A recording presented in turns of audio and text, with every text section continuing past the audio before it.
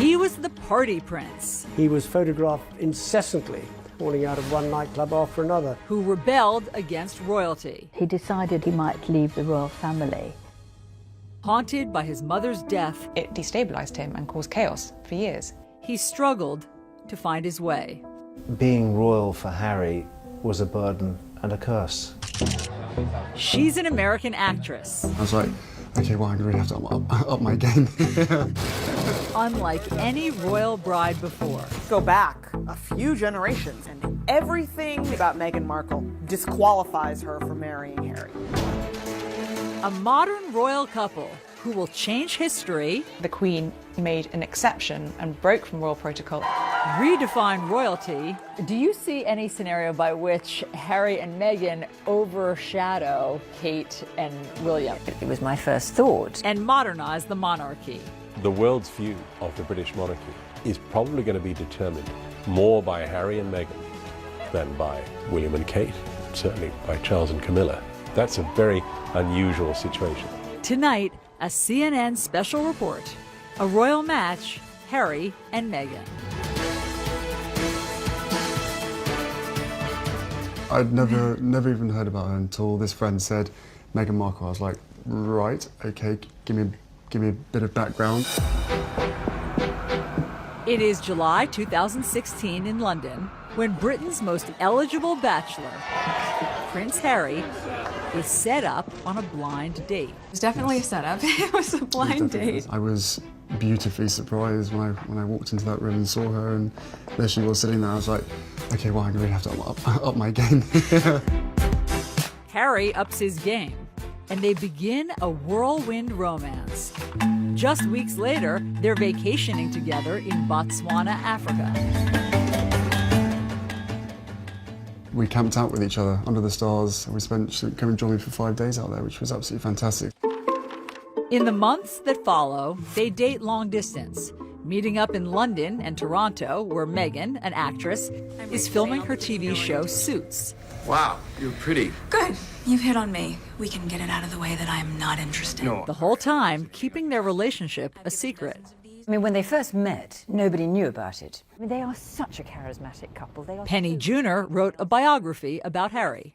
They kept this relationship quiet. Which is itself impressive. It is impressive. I mean, the great fear about Harry finding a wife was always going to be the intrusion of the press, because that is what had killed 2 previous long-term relationships.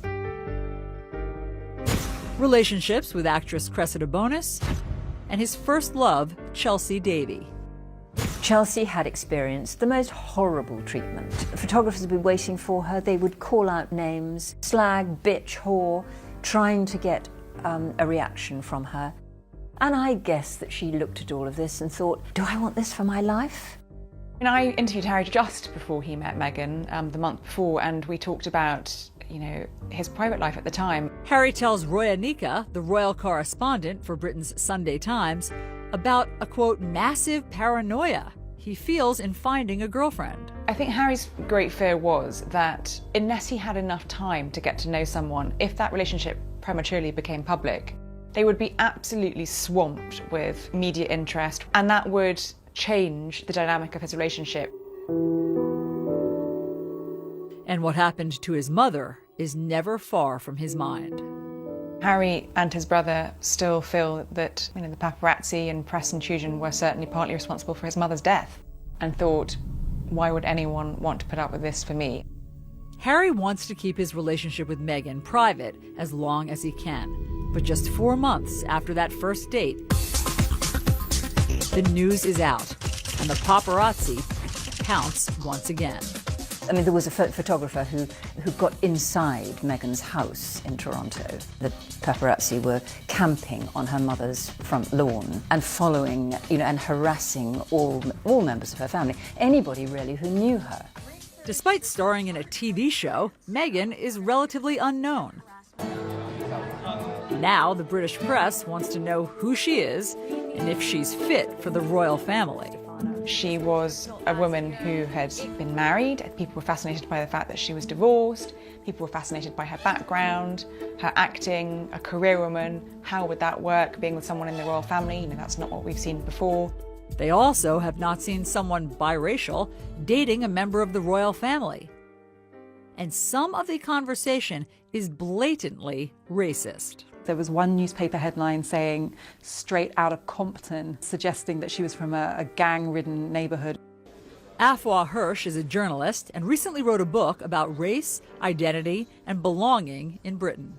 And would Harry be dropping around for tea in gangland, which was very clearly racially loaded. A whole nother issue exploded, which was the number of rather horrific social media racist comments began to flood in from the darkest, vilest corners of the internet.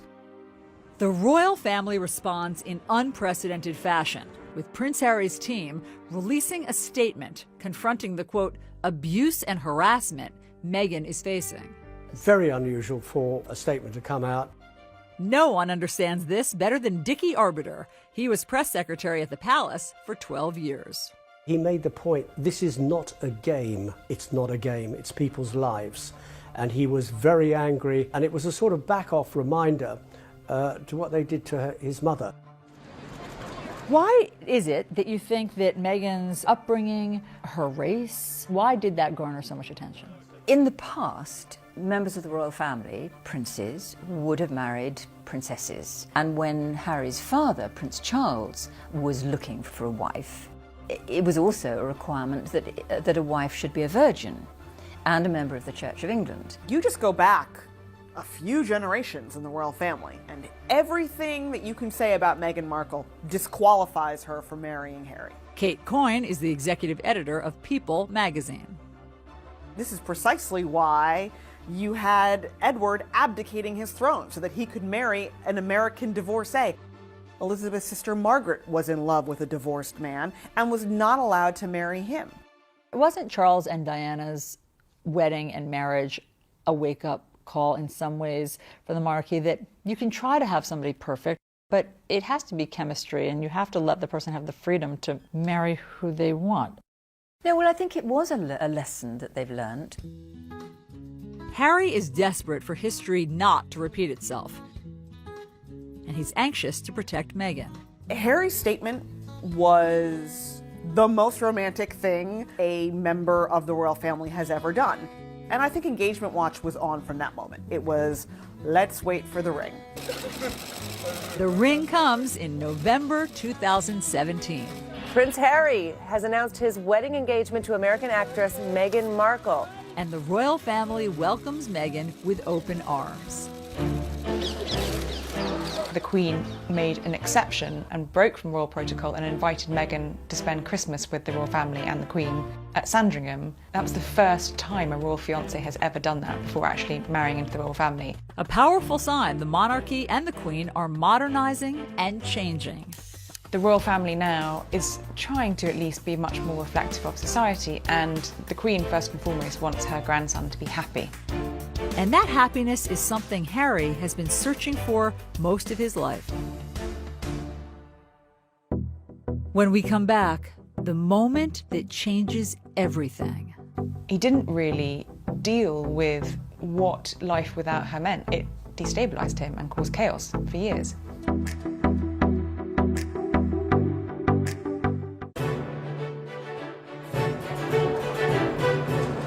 September 15th, 1984. Prince Henry Charles Albert David is born. Harry came into the world very different to his brother, who was heralded as the next in line to the throne of England. But Harry was the spare. Paul Burrell was Princess Diana's butler. So all through Harry's formative years, he always knew that he was second. He was always referred to as the spare, just always second best. And I think that had a profound effect on Harry. His childhood is also impacted by his parents' marital troubles. Harry grew up in a very tricky household. The prince and princess were never happy together, in a marriage that had failed before it even began. And I remember the times when Diana was shut away and quiet or crying, and the boys would write little messages. Please don't cry, Mummy. and they would put it under the door. When Charles and Diana divorce, it hits Harry hard. Then, 1 year later, his mother is killed. Harry is just 12 years old. This incredibly loving figure who had given him so much warmth and comfort in what was a very difficult childhood and extraordinary upbringing was suddenly gone. I remember Harry coming back to Kensington Palace shortly after the funeral, and he ran down the corridor and flung himself into my arms and cried. And his tears wet my shirt through. He was devastated. Got the phone and Harry later admits to ITV he has deep regrets about his final phone call with his mother. I can't really necessarily remember what I said, but all I do remember is probably, regretting for the rest of my life how short the phone call was. And if I'd known that that was the last time I was going to speak to my mother, the things I would have said to her. Looking back on it now, it's incredibly hard. I have to sort of deal with that for the rest of my life. Guilt and grief he never expresses at the time. I think it was a classic case of don't let yourself think about your mum and the grief and the hurt that comes with it, because it's never going to bring her back, and it's only going to make you more sad. People deal with grief in different ways, and my way of dealing with it was by just basically shutting it out, locking it out. Prince Harry arrives here at Eton, the prestigious boys' boarding school, the year after his mother's death. And though he moves into the same house as his older brother William, Harry reportedly struggles academically and is miserable. Diana always said that she never wanted Harry to go to Eton because he would be compared to his brother's success. And she thought this would be the undoing of Harry's confidence. Prince Harry said that he decided that he was going to be a bad boy.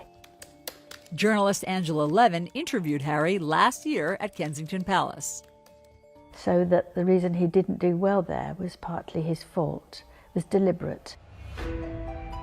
In 2002, headlines emerge of Harry's drinking and marijuana use.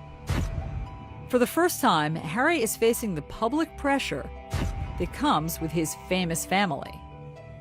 Did it seem to Brits that it was more than just typical teenage antics? Teenagers do drink too much. They do behave badly, it's all part of the growing up process. But I personally was worried that there was something deeper. There was a touch of self-medication going on. After graduating from Eton, Harry escapes to Africa during his gap year for humanitarian work. It was an escape from this heavy-duty world of royalty, always being watched, always being photographed. He could be very ordinary. He spends 2 months in Lesotho with children in need and others whose parents died from AIDS. He could see that there were holes there in their lives. And I think absolutely he saw in them something that he felt was missing in his life: care, love and attention, the loss of his mother. Harry not only falls in love with the children and the country, he begins a serious romance with a wealthy girl from southern Africa, Chelsea Davy. She's very free-spirited, not someone who felt bound by royal protocol or tradition, and also shared his love of Africa, and the two of them travelled extensively throughout Africa together. Chelsea remains a constant in Harry's life for years to come. She also came into his life at a time when he was missing that female figure to support him, and I think Chelsea did that and understood him, and she could understand that he'd been through a very difficult time and was still going through a very hard time.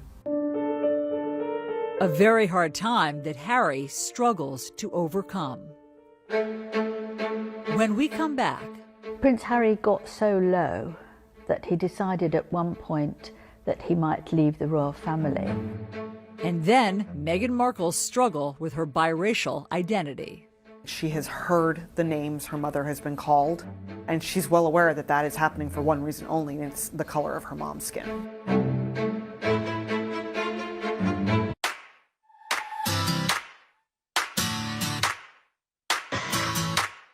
Meghan Markle grows up a world away from the pomp and circumstance of royal life. You hear that someone grew up in Los Angeles and you think about swimming pools and palm trees and Beverly Hills, and Meghan Markle's childhood in LA was not that. Born in 1981, she is the only child of Doria Ragland and Thomas Markle. Meghan's father was a lighting director for a number of shows in the Los Angeles area, most notably Married with Children. He eventually became the director of photography, and that was the sort of behind-the-scenes, less glamorous side of Hollywood. Meghan recounts spending time on the set with her father on The Late Late Show with Craig Ferguson. I grew up on the set of Married with Children every day after school for 10 years. I was there. Wow. I know. It's a very perverse place for a little girl who went to Catholic school, no less, to grow up.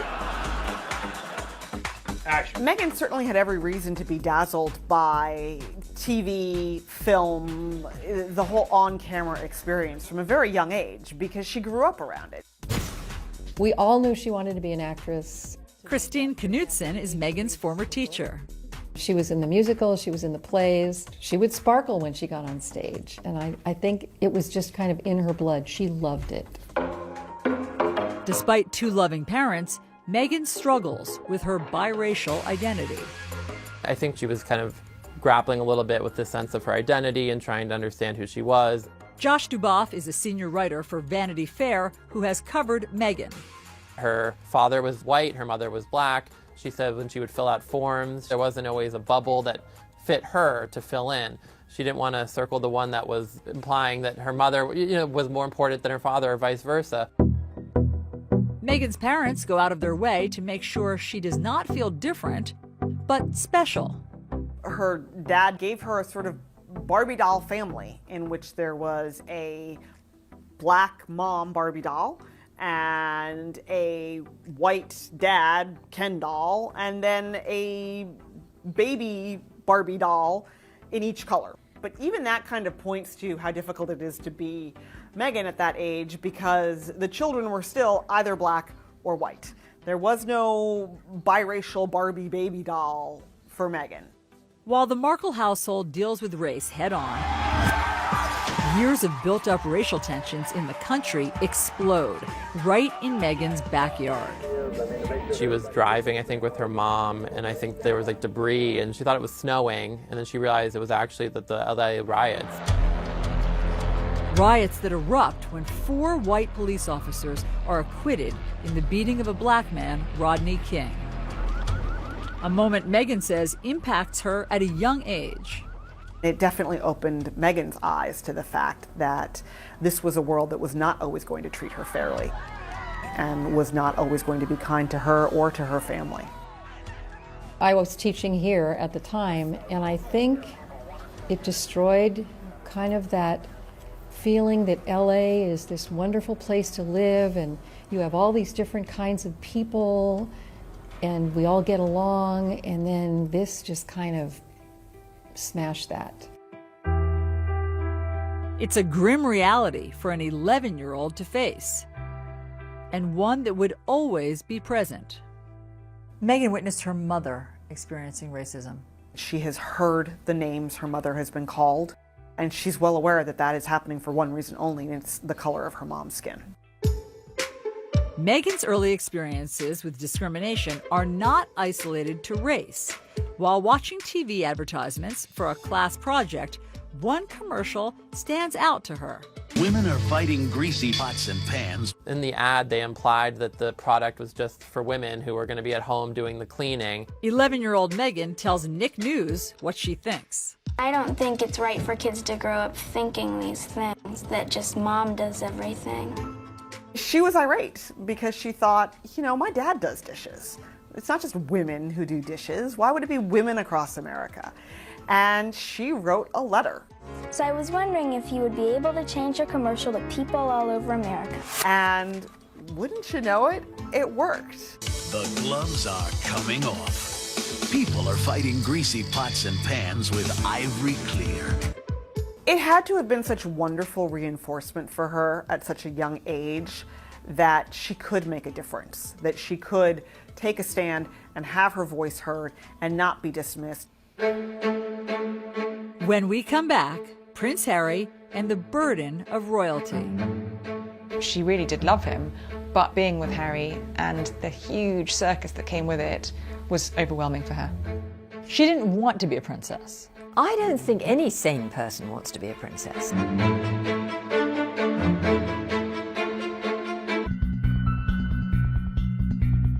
Outrage around the world after Britain's Prince Harry shows up at a costume party dressed as a Nazi, sort of Nazi.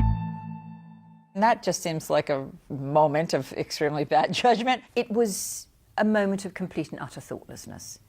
You know, he was young, he was very troubled, and he was drinking far too much. And he was a bit of a loose cannon. At just 20 years old, Harry is earning a reputation as reckless and self-destructive.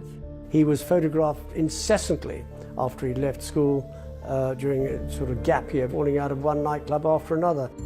And he has a run-in with the paparazzi that leaves a photographer with a split lip. For many years, it was a real worry about what would happen to Harry because he didn't seem to want to be a royal. He really kicked against it. He wanted to be a normal human being. When Harry arrives at Sandhurst Military Academy in May 2005, the pressure is on to turn over a new leaf.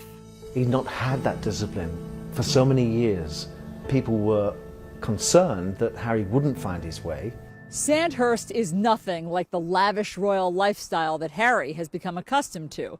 And throughout the 44-week grueling training course, he's treated like every other soldier. It could be said it kind of knocks a bit out of you.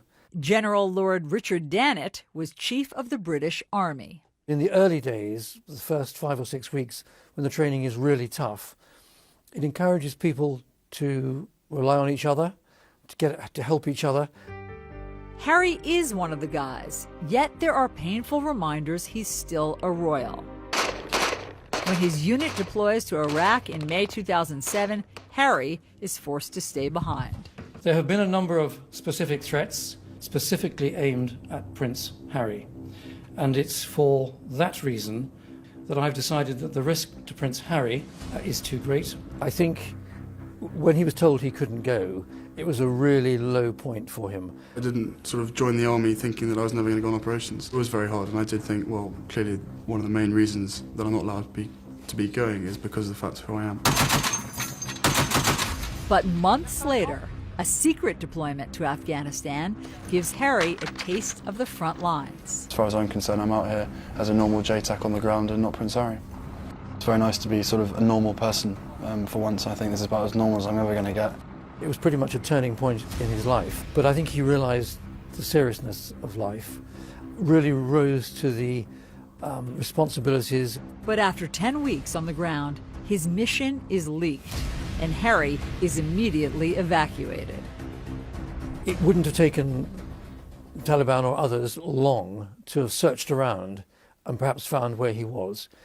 So there was a risk to him, but I think also if there was an increased risk to him, there was an increased risk to the other soldiers who were around him, and the only sensible and safe thing to do was to bring him back. He was very angry. To use the words of his private secretary, he was boiling mad, and he sort of headed for the gutter. What did that look like? He started drinking very heavily. He was fed up with who he was. Who he was is also causing tension in his relationship with his longtime girlfriend, Chelsea Davy. She really wasn't that fussed at all by the trappings that came with Prince Harry. In April of 2011, Harry brings Chelsea here to Westminster Abbey for the wedding of his brother, Prince William, and Kate Middleton. There are 1 million people lining these streets, and millions more watching on TV around the world. It's an intense spotlight that Chelsea struggles to cope with.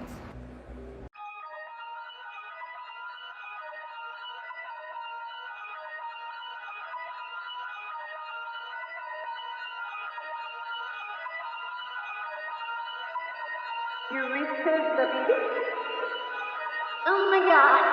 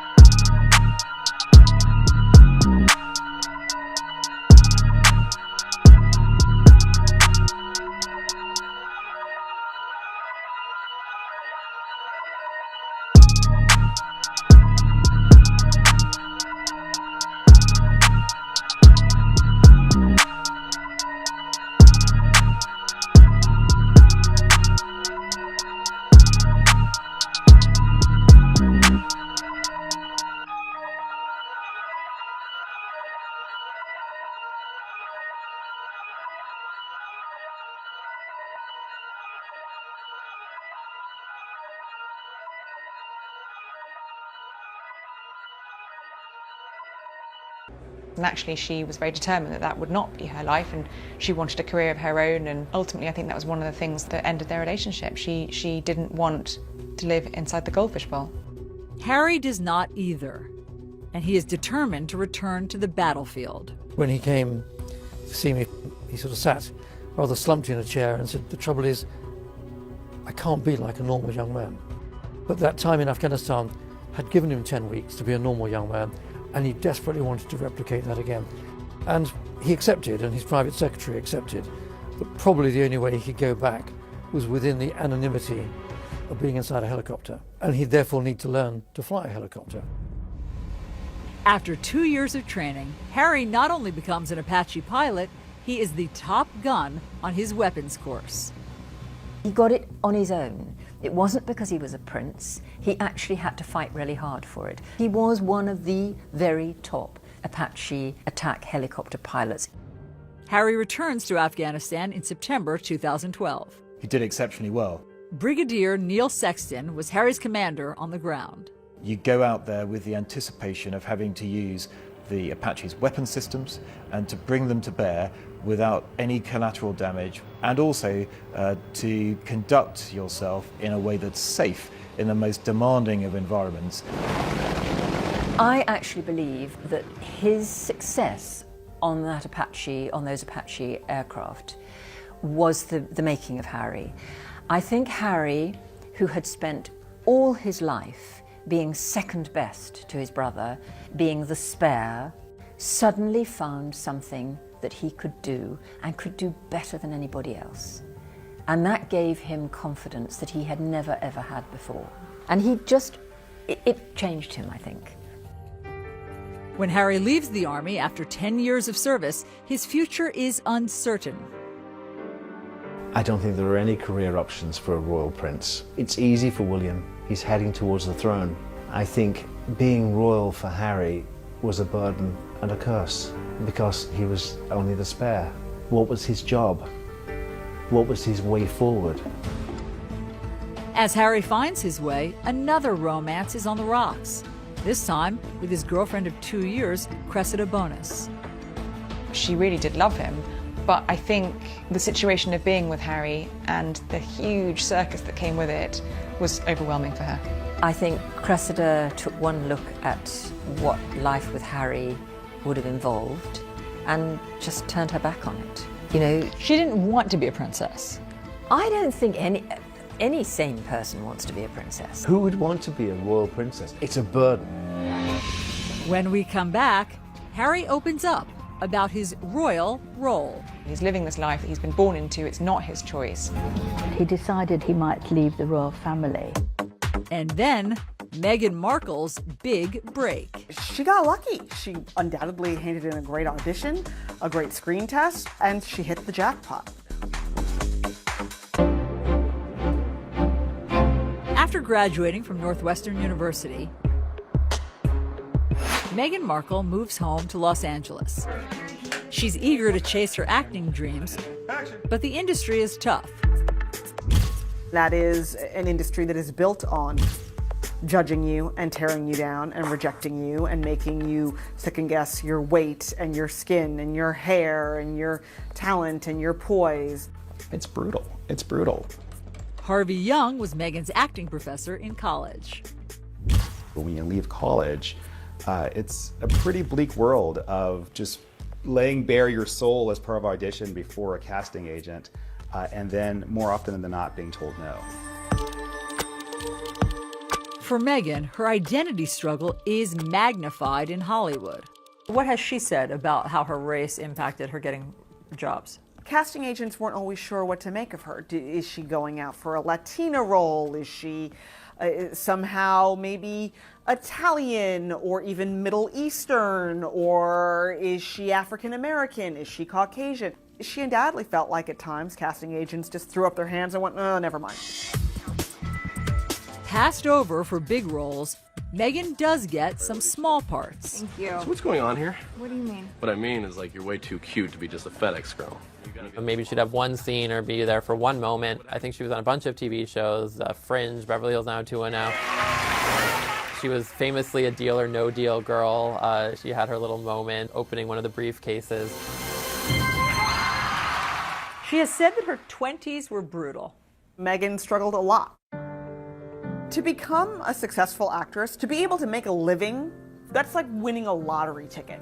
I mean, the number of forces that have to combine to get you even the smallest scrap of success are so astronomical.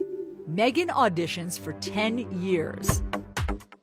And then, at 29, she lands a significant role.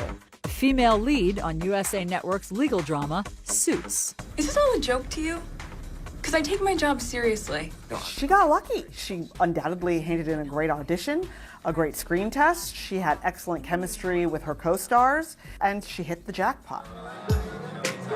Suits is an instant hit. Suits radically changed Meghan's life. First and foremost, she was now making more money than she had ever made before, ever. As the show achieves success, Meghan makes big changes in her life, including ending her 2-year marriage to Hollywood producer Trevor Engelson. When they met, she was still largely an aspiring actress. He was an aspiring producer. They were essentially at the same place in their careers. And then Suits really took off, and they weren't going in the same direction anymore. She was filming in Toronto. He was in Los Angeles. There were thousands and thousands of miles between them. Determined to use her position for good, Meghan spends her free time advocating for women. During a panel discussion, Meghan recounts how the success of the show emboldened her to stand up for herself. Every script seemed to begin with, Rachel enters wearing a towel. And I said, nope, not doing it. At a certain point, you feel empowered enough to just say no. She wanted to encourage other women to feel like they could speak up in the same way. And Meghan uses her fame to fight for women's equality across the world. As an ambassador for the nonprofit World Vision, Meghan travels to a remote village in Rwanda, where young girls walk hours every day to access clean water for their families. This is the water that she's going through all this work to get. But all that changes when the World Vision team builds a new well. These girls are able to stay in school because they aren't walking hours a day to go and get water, and this clean water source has changed the entire community. She has a sense that if she's been given a platform, if she has some influence, that there's a responsibility she has to use that for good. Laura Dewar is the Chief Marketing and Development Officer for World Vision. And she travels with Meghan to India in January of 2017.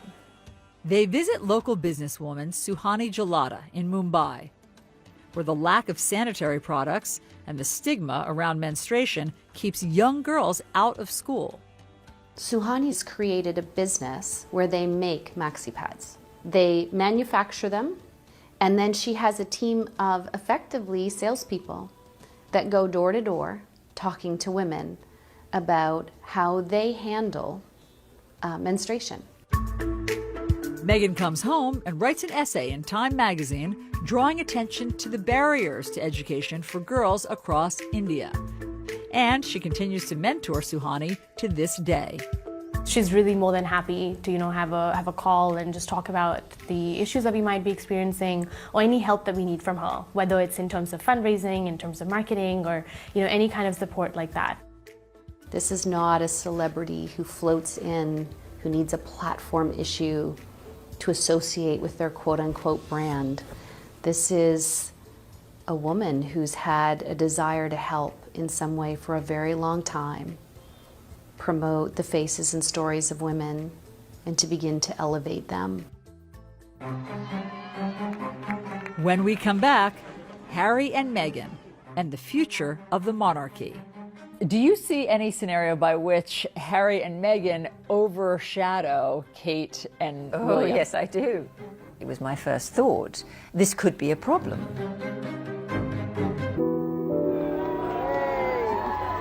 Summer 2017. It's been 20 years since Princess Diana's death, and Prince Harry is speaking about it for the first time in a documentary for the BBC.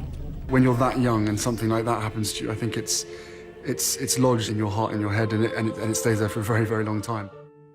For nearly 2 decades, Harry says he held back his grief. He didn't really deal with what life without her meant, I think, for a very long time. And then when he did finally confront it, it destabilized him and caused chaos for years. I spent a long time in my life with my head buried in the sand, thinking, I don't want to be Prince Harry, I don't want this responsibility, I don't want this role. Look what's happened to my mother, why does this have to happen to me? Harry even considered a drastic move. Prince Harry got so low that he decided at one point that he might leave the royal family. He's living this life that he's been born into, it's not his choice. And I think he felt at times very cross about that. Did Diana's death affect Harry differently than William? Harry was that much younger, and interestingly enough, last year he admitted for the first time to mental health issues. And you can't help but having a mental health issue in terms of having lost a parent, not being able to grieve in the same way as you or I might be able to do. He wasn't able to do that, so he'd bottled it all up inside him. Now, Harry is letting it all out, sharing his struggle as part of his Heads Together campaign with Prince William and Kate to end the stigma around mental health. I never really talked about losing a mum at such a young age. I always thought to myself, what's the point in bringing up the past? It ain't going to change it. It ain't going to bring her back. And when you start thinking like that, it can be really damaging. And Harry ultimately chooses a future he hopes would make his mother proud. I felt an overwhelming connection to many of the children I met. Something he shared with the BBC. Now, all I want to do is try and, fill the holes that my mother has left, and that's what it's about for us, is trying to make a difference, and in making a difference, making her proud. He spends much of his time working on the charity he created for the children he met in Lesotho, Africa. You look at Harry's work with HIV and AIDS, that was something that his mother, as Harry said, smashed through the stigma of that when she was alive. And he's focused on the Invictus Games, an Olympic-style competition he started to give wounded veterans a chance to be defined by more than their injuries. It's life-changing. It really is life-changing for them. I think he has used his own experience of loss and sadness and bereavement to help these soldiers. And the bereavement doesn't just mean losing someone, it means losing yourself, I think, too. He's embraced who he is. It took him a long time to get there, but he now fully understands that being Prince Harry, he can make people's lives better by putting his name to things. He's making a difference.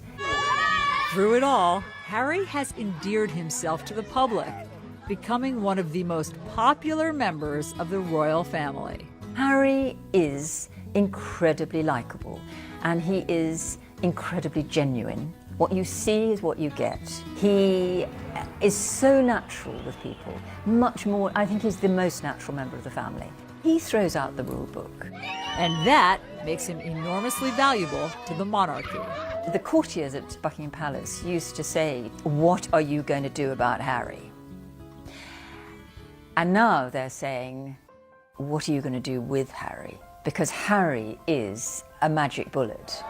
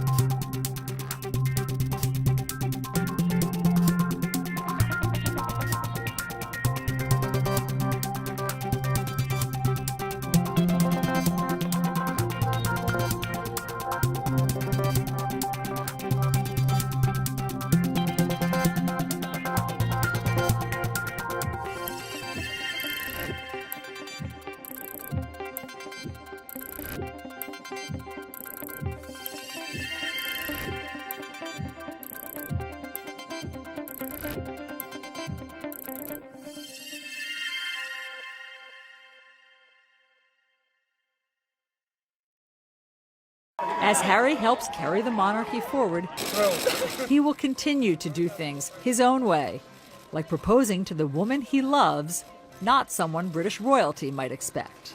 I think it's a wonderful coincidence that Harry has fallen in love with somebody who is American, mixed race, divorced, and a career woman. She is very representative of our society today, and I think that makes the monarchy much more user-friendly.